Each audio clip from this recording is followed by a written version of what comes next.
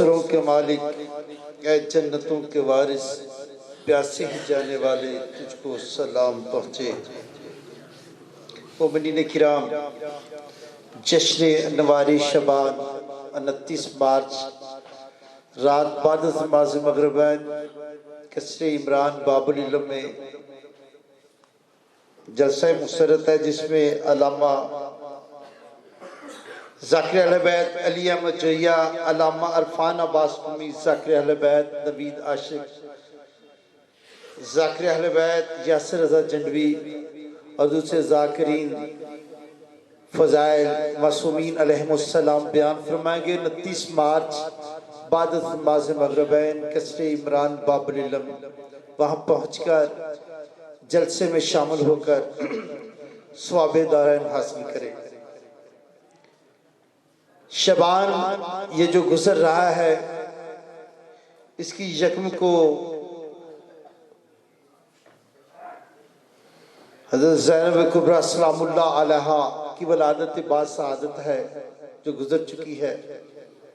3 کو امام حسین علیہ السلام کی ولادت با سعادت ہے۔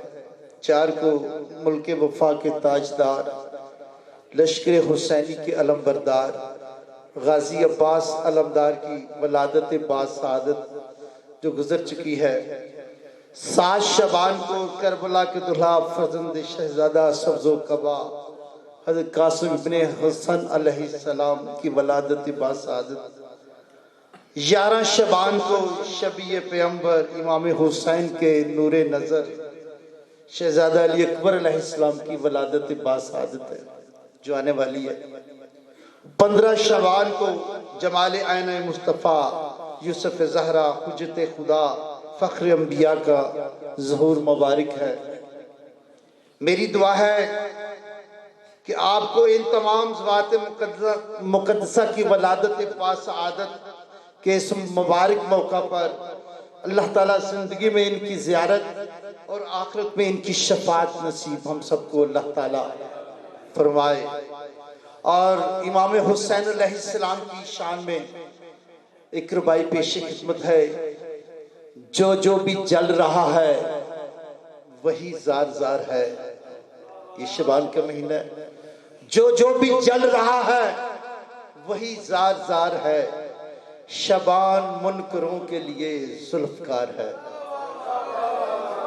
جو بھی جل رہا ہے وہی زار زار ہے، شبان منکروں کے لیے ذوالفقار ہے۔ پوچھا جو میں نے منکر شبیر کا مقام، پوچھا جو میں نے منکر شبیر کا مقام، ملائکہ نے فوراً کہا بے شمار ہے۔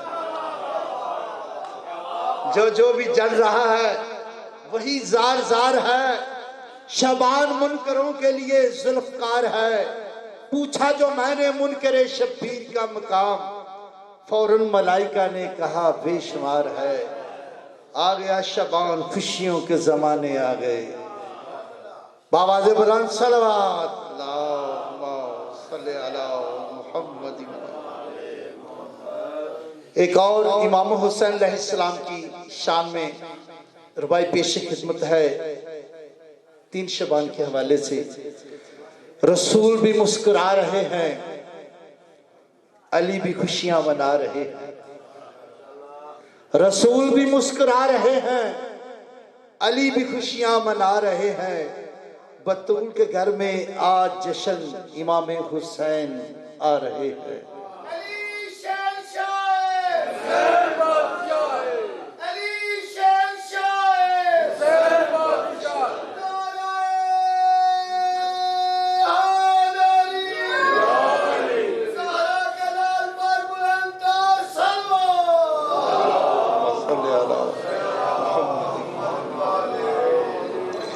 رکھتے ہیں جو بھی بغض محمد کی آل سے،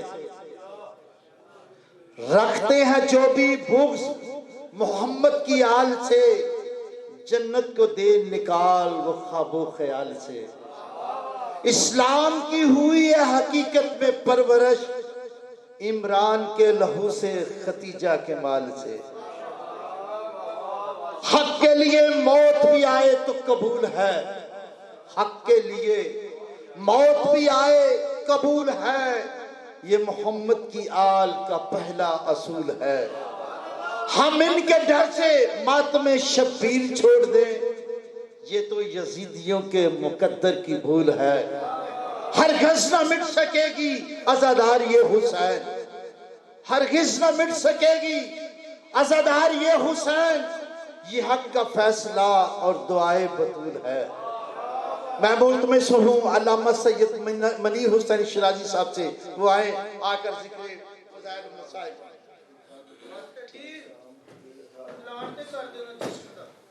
سر تھوڑے کہنے تو پہلو ہو چکے ہیں جی۔ کل دوپہر 1:30 بجے نماز ظہرین کے فوراً بعد جشن میلاد علی اکبر علیہ السلام، شہزادہ علی اکبر علیہ السلام، بآواز بلند صلوات جامع مسجد علی ابن ابی طالب محلہ خواجگان میں جلسہ مسرت ہے۔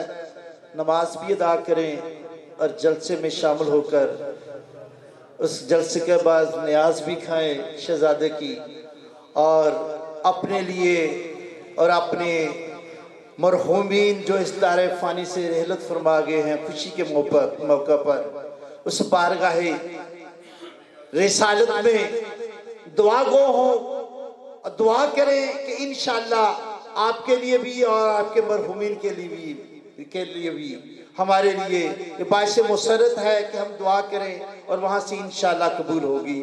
کل نماز ظہر کے فوراً بعد جامع مسجد علی ابن ابی طالب میں پہنچ کر نماز ظہرین بھی ادا کریں اور جلسے میں شامل ہو کر ثواب دارین حاصل کریں۔ 18 مارچ بروز جمعۃ المبارک یہ سالانہ اعمال نیمہ شعبان جامع مسجد علی ابن ابی طالب ہر سال ہوتا ہے، وہاں بھی تشریف لائیں۔ علامہ سید محمد رضی الموسوی، علامہ توصیف الحسن اور دوسرے علماء و ذاکرین وہاں انشاءاللہ تشریف لائیں گے۔ سحری کا بھی ہر سال اہتمام ہوتا ہے۔ جامع مسجد علی ابن ابی طالب محلہ خواجگان میں پہنچ کر نیمہ شعبان کے اعمال بھی کریں اور علماء اکرام سے سوال و جواب کر کے اپنے دین کے مسائل بھی حاصل کریں۔ نیمہ شعبان 18 مارچ جمعۃ المبارک جامع مسجد علی ابن ابی طالب محلہ خواجگان میں پہنچ کر اعمال کریں اور ثواب دارین حاصل کریں۔ اور 14 مارچ کو جامع مسجد علی ابن ابی طالب میں شب ولادت شہزادہ علی اکبر علیہ السلام کے سلسلہ میں یہ مقامی شعراء کرام تمام مقطع فکر کے آ کر آل رسول کے ہاں نذرانہ عقیدت پیش کریں گے۔ آپ بھی تشریف لائیں اور ان شعراء کرام کی اپنے ہاتھ سے لکھے ہوئے قلم سے جو اشعار ہیں وہ اپنے دل کو محظوظ کرنے کے لیے اور ثواب حاصل کرنے کے لیے وہاں پہنچے۔ معصوم کا ذکر سننا بھی اور سنانا بھی ثواب ہے، معصومین کا ضرور تشریف لائیں۔ 14 مارچ جامع مسجد علی بن ابی طالب محلہ خواجگان میں۔ علامہ فراز حیدری، حسینیت، یزیدیت، بآواز بلند درود پڑھے محمد و آل محمد۔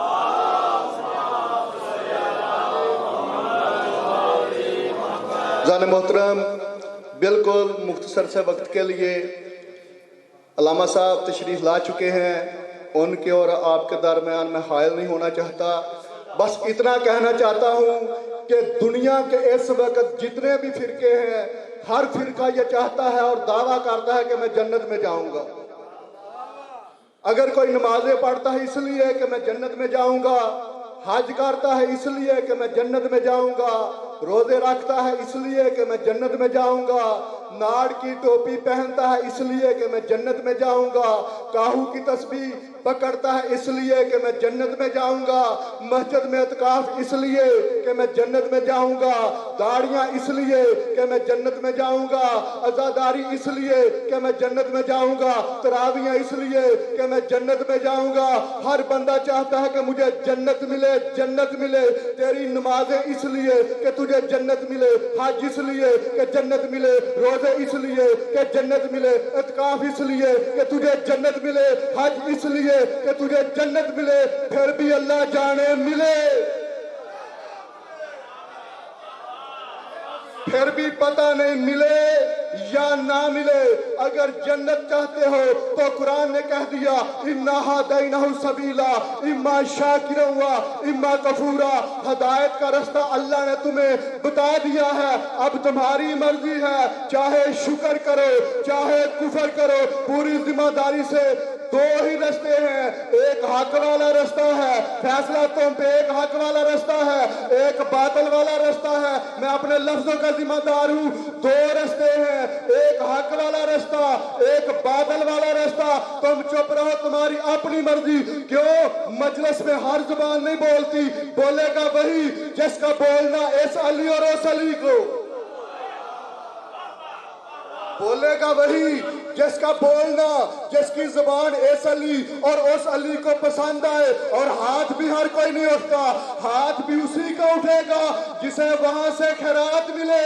جسے خیرات نہ ملے اس کے تو بڑی بڑی جگہوں پہ ہاتھ۔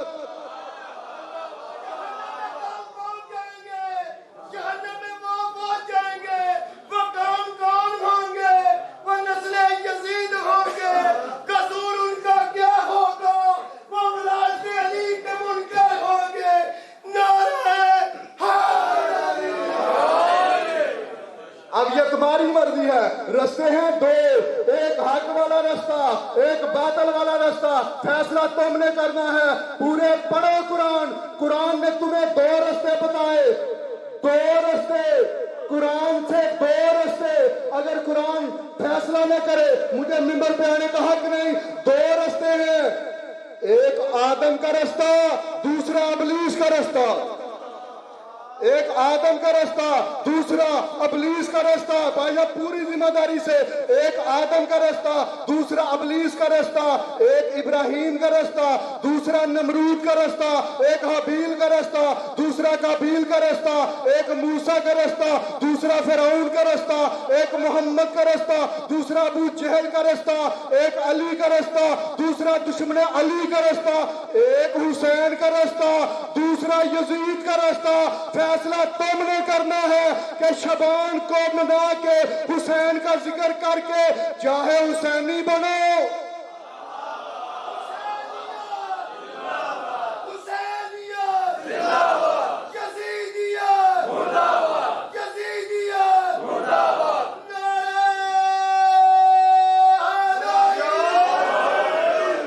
اب تمہاری مرضی ہے کہ چاہے حسین والے رستے پہ آ جاؤ چاہے یزید والے رستے پہ چلے جاؤ، کیونکہ رستے دو ہیں۔ اور قرآن کہتا ہے ما آتاکم الرسول فخذوہ وما نہاکم عنہ فانتہوا، جو تمہیں رسول دے وہ لے لو، جیسے رسول روکے اس سے رک جاؤ۔ اب رسول کو پیمانہ بنا لو، جو رسول دے وہ لے لو۔ ہمیں چاہیے جنت، نمازیں اس لیے کہ جنت ملے، حج اس لیے کہ جنت ملے۔ یا رسول اللہ، سارا مجمع یہی چاہتا ہے کہ ہمیں جنت مل جائے، ہمیں جنت مل جائے۔ تم چپ رہو، میں کہتا ہوں مجھے پڑی جنت کی ضرورت۔ میں گیا ایک بزرگ ہستی کے پاس، میں نے کہا جی مجھے چاہیے جنت، مجھے چاہیے جنت، تو مجھے دے جنت۔ اس نے کہا تمہیں نہیں پتا، میں نے تو اعلان کر دیا ہے کہ میں نے رسول سے سنا تھا کہ لا یجوز احد الصراط الا من كتب اللہ علی الجواز۔ کوئی بندہ اس وقت تک جنت میں جا نہیں سکتا جب تک علی کے ہاتھ کا لکھا ہوا، علی کے ہاتھ کا لکھا ہوا پروانہ موجود نہ ہو۔ اچھا آپ سے نہیں ملی جنت، میں دوسری بزرگ کی ہستی میں چلا گیا کہ مجھے چاہیے جنت، مجھے جنت ہر بندے کے ذہن میں واقع ہے، ہر بندہ میرا ساتھ دے، مجھے چاہیے جنت، یہ جنت۔ تو بڑا کہاں سے کیا جواب ملا؟ تمہیں پتا نہیں، میں نے تو اپنے بیٹے سے کہا تھا، میں نے تو اپنے بیٹے سے کہا تھا کہ بیٹے چلے جا، اگر وہ لکھ دے اسے تعویذ بنا کے گلے میں نہیں ڈالنا، الماری میں نہیں رکھنا، بلکہ کیا کرنا، میرے کفن میں رکھ دینا۔ تو پتہ چلا محتاج جنت اور ہے، محتاج جنت اور ہے، مال کا جنت اور ہے، فرشی ہو، عرشی ہو، بری ہو، بحری ہو، ہوائی ہو، فضائی ہو، ملا ہو، کتب ہو، سالک ہو، کلندر ہو، مجذوب ہو، تابی ہو، صحابی ہو، خلیفہ ہو، رضی اللہ ہو، رحمت اللہ ہو، ساری دنیا محتاج جنت، ساری دنیا محتاج جنت۔ اور آمنہ کے لال نے، درِ یتیم ابو طالب نے، کیا کون رسول جو چلے تو قرآن بنتا ہے، بیٹھے تو کون وہی رسول جو عطا کرے، اور مصطفیٰ کی بشان سن لیا کرو، کون مصطفیٰ جو نور اول وہ مصطفیٰ، جو خلق اول وہ مصطفیٰ، جو خلق اول وہ مصطفیٰ، جو حسن اول وہ مصطفیٰ، جو عقل اول وہ مصطفیٰ، جو علم اول وہ مصطفیٰ، جو دان سبل وہ مصطفیٰ، جو ختم رسول وہ مصطفیٰ، جو مولا کل وہ مصطفیٰ، جو سراج منیر، آپ جو بھی بڑے اچھے لگ رہے ہیں، جو سراج منیر وہ مصطفیٰ، جو بشیر النذیر وہ مصطفیٰ، جو آدم کا مولا وہ مصطفیٰ، جو نوح کا مولا وہ مصطفیٰ، جو ابراہیم کا مولا وہ مصطفیٰ، جو چلے تو قرآن بنتا ہے، بیٹھے تو قرآن بنتا ہے، اٹھے تو قرآن بنتا ہے، سوئے تو قرآن بنتا ہے، یہ چلتا ہے تو اللہ کی مرضی سے، بولتا ہے تو اللہ کی مرضی سے، جنگ کرتا ہے اللہ کی مرضی سے، کسی کو قریب بلاتا ہے اللہ کی مرضی سے، کسی کو بزم سے بلاتا ہے اللہ کی مرضی سے، یہ چلتا ہے اللہ کی مرضی سے، احد میں جاتا ہے، آخری جملہ احد میں جاتا ہے اللہ کی مرضی سے، خندق میں جاتا ہے اللہ کی مرضی سے، کسی کو علم دیتا ہے اللہ کی مرضی سے، پھر واپس لیتا ہے اللہ کی مرضی سے، آیتیں دے کے بھیجتا ہے اللہ کی مرضی سے، پھر واپس لے لیتا ہے اللہ کی مرضی سے، اللہ کی مرضی سے۔ اگر کسی کی قبر میں لیٹے تو اللہ کی مرضی سے، اللہ کی مرضی سے کسی کو قریب بلائے، اللہ کی مرضی سے کسی کو کندھے پہ بٹھائے، اللہ کی مرضی سے کسی کا ہاتھ دکھلائے، اللہ کی مرضی سے اگر کسی کی تعظیم کے لیے اٹھے،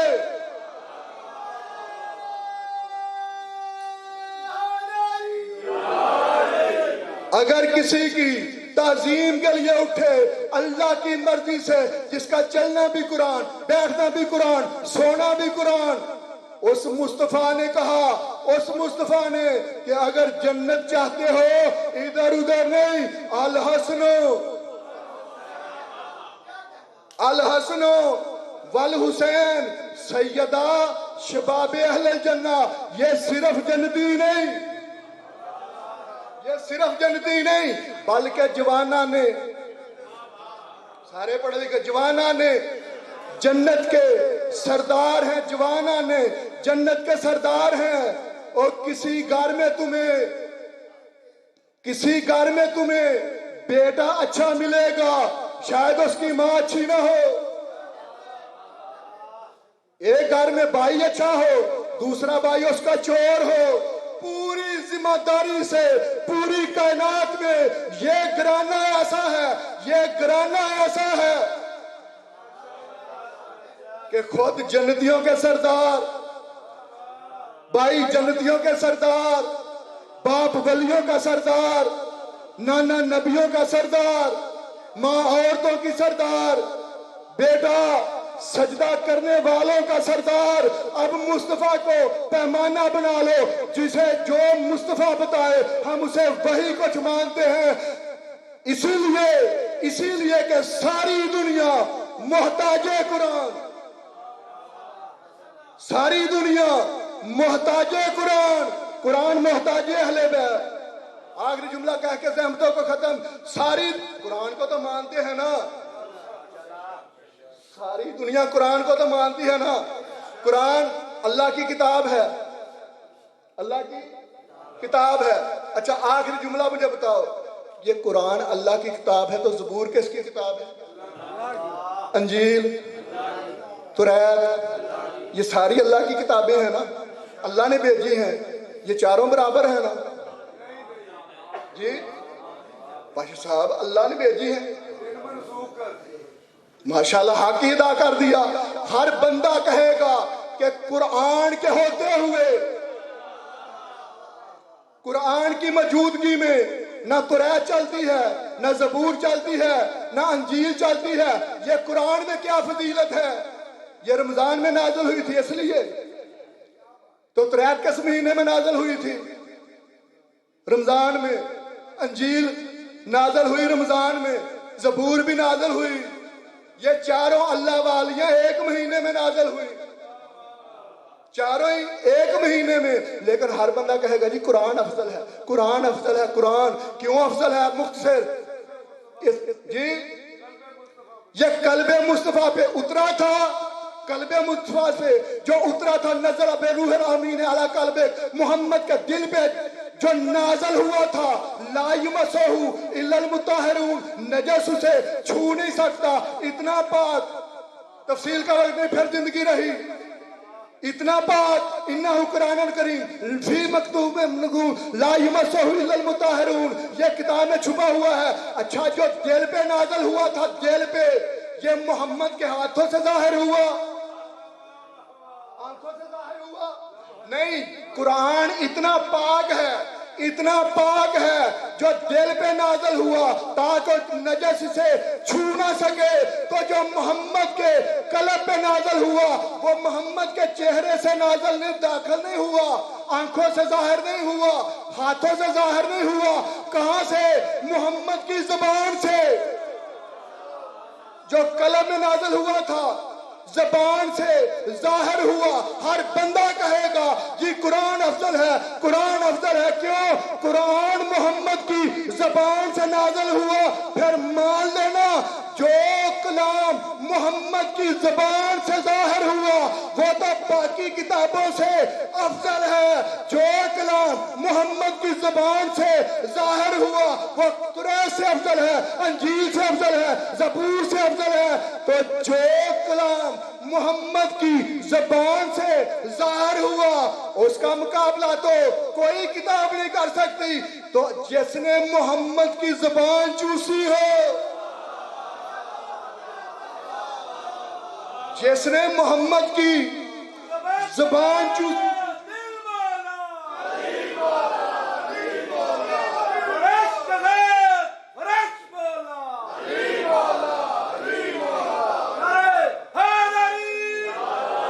جس نے محمد کی زبان چوسی ہو، جس نے محمد کی زبان چوسی ہو، اللہ جانے اس کا مقابلہ نہیں۔ جو محمد کے دروازے پہ جائیں وہ اور ہیں، محمد جن کے دروازے پہ آئے، جو محمد کو اٹھائیں وہ اور ہیں، جنہیں محمد اٹھائے وہ اور ہیں۔ ساری دنیا محتاج قرآن، قرآن محتاج اہل بیت، یہ کام پہلے کرتے ہیں، آیت بعد میں نازل ہوتی ہے۔